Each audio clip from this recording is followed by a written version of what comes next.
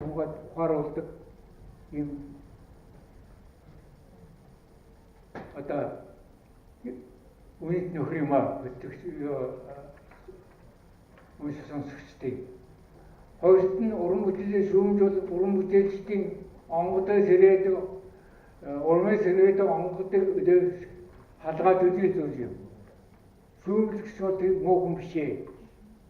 Тийм өгөрсөн гүрсэд биш ээ.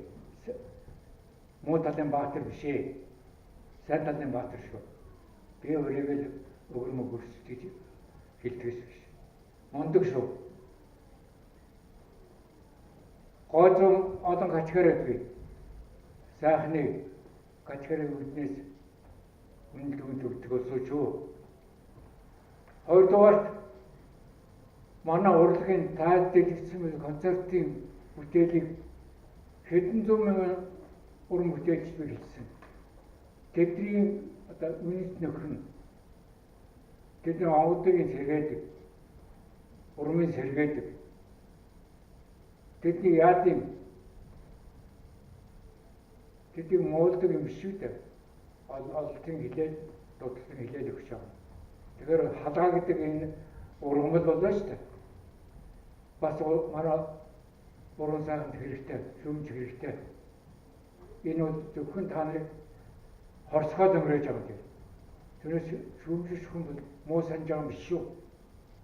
Муу хүн биш шүү гэж би дахин хэлье. Ингээд уран сайхны шүүмж, уран шүүмжийн судлалын бүтээлээ хоёр юм байна.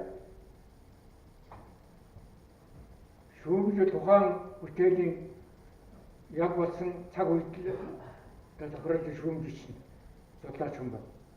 Сонингийн шүүмжч болно, концертын шүүмжч болно, уран бүтээлийн шүүмжч болно. Шүүмж судлал гэдгээс илүү даллаастай асуудал шүү.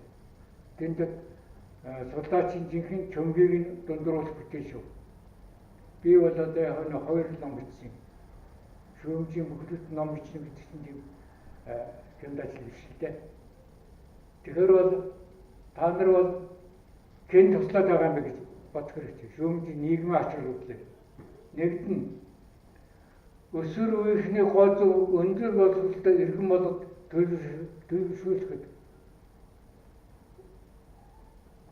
хондоо урлагийг ойлгох элит сонсогчдыг хүмүүжүүлэхэд шүүмж хөдөлгч нь болдог юм.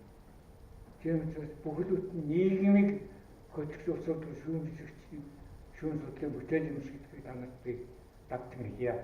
Ингээд та бүхэнд их баярлалаа. Миний үгээс их сонссон их баярлалаа. Надад урам өгч миний бүтээлийг миний насыг миний хийсэн ажлыг үнэлж сайн хүлсэн шавнартаа баярлалаа. Хамт эдгээр судлалыг хамжилт хүсье.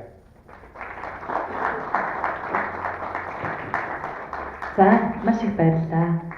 Хүрэлцэн ирсэн та бүхэнд бас маш их баярлалаа. За бултаараа бүгдээрээ дуусгалын зураг авах болцгаая.